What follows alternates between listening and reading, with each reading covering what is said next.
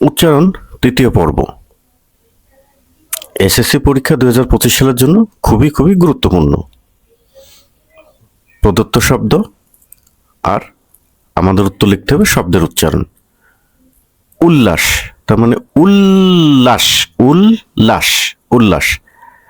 দন্তেশ্ব বা মূর্ধন্যস্ব সবসময় তালব্য উচ্চারণ হয়। উজ্জ, আগে বলেছি হ থাকলে প্রথমে বর্গের জ পরে জ, তার মানে উজ্জ ঝ, উজ্জ। এখানে ভুল করে হর্ষ আসছে, শেষেরটাই হর্ষ হবে না। ঐকতান, ওই তান না, ওই কো তান, ঐকতান। ঐতিহ্য, প্রথমে ওই তিহ্য, ঐতিহ্য। ঐশ্বর্য, ঐশ্বর্য, ঐশ্বর্য।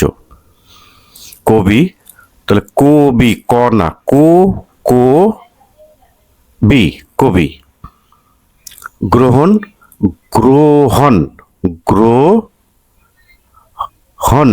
গ্রহণ।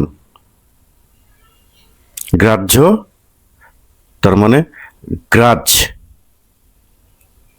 গ্রাহ্য।